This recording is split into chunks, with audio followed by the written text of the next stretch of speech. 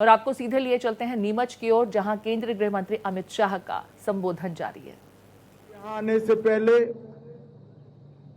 CRPF की स्थापना से अब तक 2264 जवानों ने अपना सर्वोच्च बलिदान अलग अलग मोर्चे पर देश की सुरक्षा के लिए दिया है। मैं वो सभी को कृतज्ञ राष्ट्र की ओर से सैल्यूट कर यहां आया हूं और वो सभी 2264 शहीदों के परिवारजनों को मैं कहना चाहता हूं कि आज देश 2047 में सर्वोच्च बनने की दिशा में आगे बढ़ रहा है। उसमें आपके परिवारजनों के ये बलिदान का बहुत बड़ा योगदान है। जबकि देश की आजादी की शताब्दी का सुवर्ण ग्रंथ लिखा जाएगा, सबसे पहले ये अमर शहीदों की वीरता की गाथा सुवर्णमयी अक्षरों से लिखी जाएगी, इसका मुझे पूरा विश्वास है। हमेशा सीआरपीएफ ने देश की एकता और अखंडता बनाए रखने के लिए अपना सर्वोच्च बलिदान देने में कोई कसर नहीं छोड़ी और इसीलिए जब भी देश में कहीं अशांति होती है और गृह मंत्री के नाते जब मुझे मालूम पड़ता है कि सीआरपीएफ का जवान वहां मौजूद है, मैं निश्चिंत होकर अपना बाकी काम करता हूं, क्योंकि मुझे भरोसा है कि सीआरपीएफ है तो विजय सीआरपीएफ के जवान की सुनिश्चित। भाइयों और बहनों, मोदी जी की सरकार दूसरी बार बनने के बाद 2019 में हमने निर्णय किया कि सभी सीएपीएफ का स्थापना दिन देश के अलग अलग हिस्सों में मनाया जाएगा।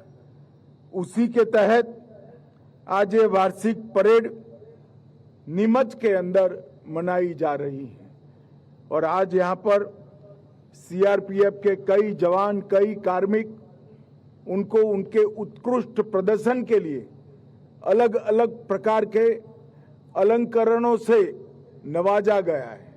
मैं वो सभी को बहुत बहुत बधाई देना चाहता हूं।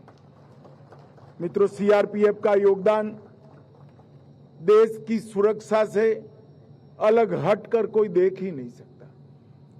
चाहे कश्मीर की वादियों में आतंकवाद फैलाने वाले, नापाक इरादे रखने वाले आतंकियों के सामने जूझना हो, चाहे पूर्वोत्तर में शांति प्रस्थापित करने के लिए हमेशा तैनात रहना हो, और सबसे बड़ी बात पशुपति टू तिरुपति का एक हौसला रखने वाले दुर्दांत नक्सलियों को आज 4 जिलों में सिमट कर रख देना हो। इस सारे कारनामों में हमारे सीआरपीएफ के जवानों का बहुत बड़ा योगदान है।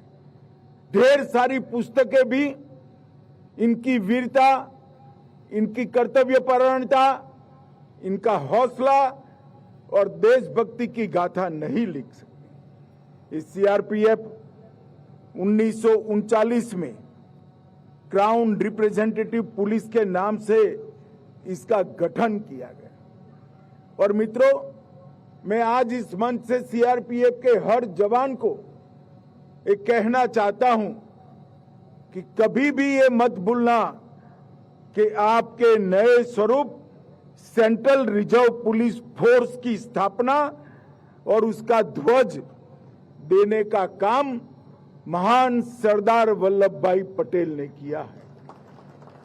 सरदार वल्लभ भाई पटेल ने न केवल सीआरपीएफ को की स्थापना की, ध्वज दिया, उसके चार्टर को भी बहुत बखूबी से उन्होंने चिन्हित करने का काम किया और सरदार पटेल के ही दिखाए हुए रास्ते पर इतनी लंबी मजल एक गौरवमयी यात्रा सीआरपीएफ ने समाप्त की है। और आज 248 बटालियन सहित 4 जोनल मुख्यालय, 21 सेक्टर मुख्यालय, 2 परिचालन सेक्टर मुख्यालय, 17 रेंज और 39 प्रशासनिक रेंज में लगभग 3 लाख जवान बटकर हर जगह पे देश की शांति और सुरक्षा के लिए काम कर रहे हैं। हमारा सीआरपीएफ इस देश का ही नहीं, पूरी दुनिया का सबसे बड़ा अर्धसैनिक बल होने का गौरव सीआरपीएफ को प्राप्त है।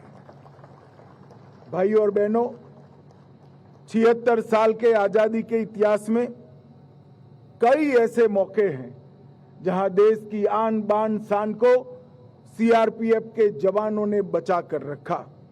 लद्दाख के हॉट स्प्रिंग में 21 अक्टूबर 59 में चीनी सेना का मुकाबला केवल कुछ चुनिंदा सीआरपीएफ के जवानों ने किया और सबने शहादत हासिल की।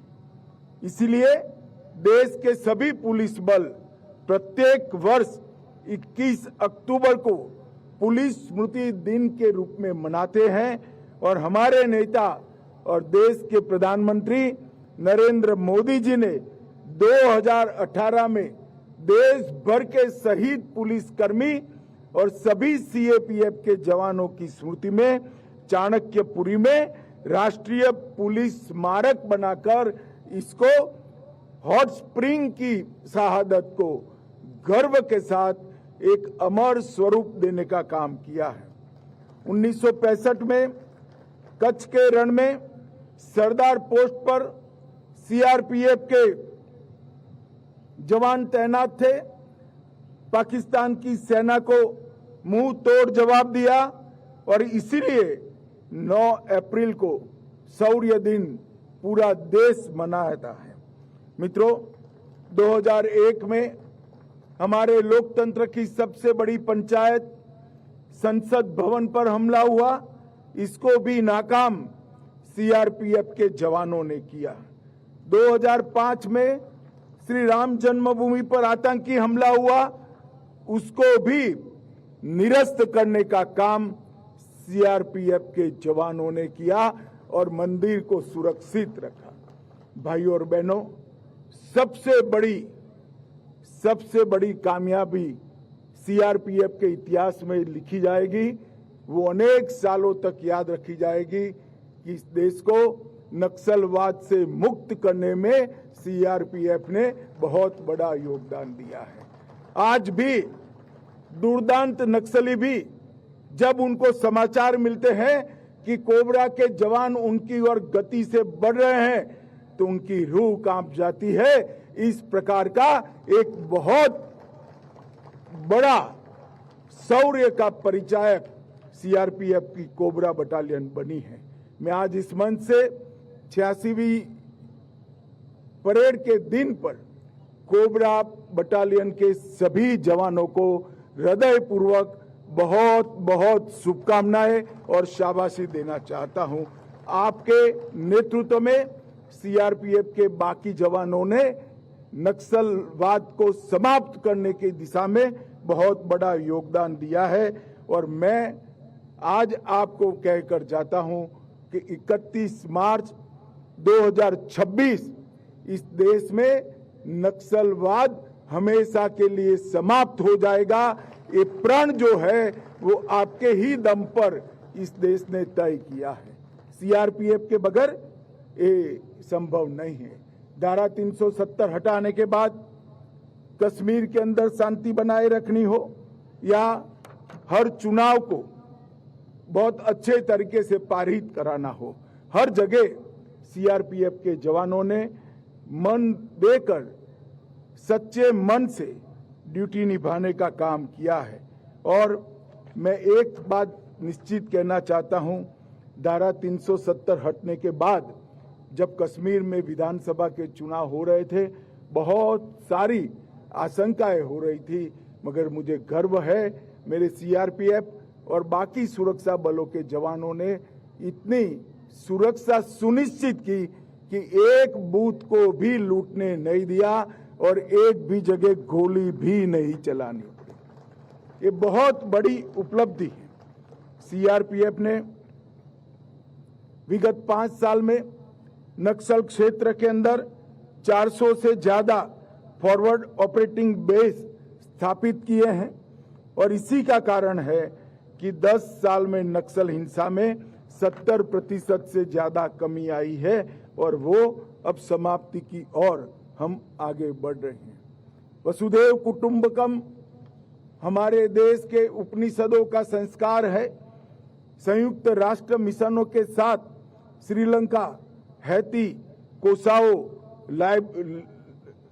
लिब्रिया कई जगह पे सीआरपीएफ के जवानों ने संयुक्त राष्ट्र संघ के मिशनों के साथ रहकर शांति प्रस्थापित करने का काम किया है और इसी का कारण है कि अब तक कुल 2708 विभिन्न पदक बल ने प्राप्त किए हैं। वो सभी सीएपीएफ में सबसे ज्यादा पदक अगर किसी को मिले हैं तो मेरे सीआरपीएफ के जवानों, चाहे अमरनाथ जी की यात्रा हो, वैष्णो देवी की यात्रा हो, श्री राम जन्मभूमि की सुरक्षा हो, श्री कृष्ण जन्मभूमि की सुरक्षा हो या कुंभ का, महाकुंभ का अवसर हो, हर जगह सीआरपीएफ ने जवानों ने मुस्तैदी के साथ अपनी उपस्थिति दर्ज की है और कानून और व्यवस्था को बनाए रखने में बहुत बड़ी मदद की है। स्वच्छ भारत, एक भारत श्रेष्ठ भारत, तिरंगा यात्रा, स्वच्छता ही सेवा, एक पेड़ मां के नाम, कई अभियानों को सीआरपीएफ ने एक बहुत अच्छे तरीके से जमीन पर उतारकर ये भी सिद्ध किया है कि हाथ में बंदूक तो है मगर देश की, समाज की हर समस्या के सामने लड़ने के लिए सीएपीएफ हमेशा सजग है। और मित्रों, कोरोना काल में भी सीआरपीएफ ने ढेर सारी जगहों पे अपनी जान जोखिम में डालकर कई जवानों ने स्वयं को कोरोना ग्रस्त कर लोगों को अस्पताल भी पहुंचाया, खाना भी पहुंचाया, टीकाकरण में मदद भी की और ढेर सारे अभियानों से समाज की सुरक्षा का काम किया है। मैं एक और बात के लिए भी सीआरपीएफ को बहुत बहुत बधाई देना चाहता हूं कि विगत 5 साल में हमने तय किया था कि 5 साल में 5 करोड़ पौधों का रोपण सीएपीएफ के सारे बल मिलकर करेंगे। इसका पहला पौधा सीआरपीएफ के ग्रुप केंद्र गुरुग्राम में मैंने रखा था। 1 करोड़वा पौधा भी सीआरपीएफ के कैंपस नांदेड़ में ही रखा। 4 करोड़वा पौधा भी मैंने यूपी के सीआरपीएफ के कैंप में ही रखा और आज 6 करोड़ से ज्यादा पौधे लगाकर हमने पर्यावरण के प्रति बहुत अच्छी जागरूकता दिखाने का काम किया है।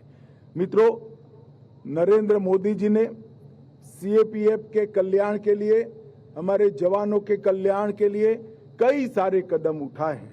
देश भर के 7 दुर्गम क्षेत्रों में एयर कुरियर सर्विस को लागू किया गया और हाल ही में भारत सरकार ने वेतन और भत्ते में निरंतर सुधार हेतु 8वें वेतन आयोग का भी गठन किया है।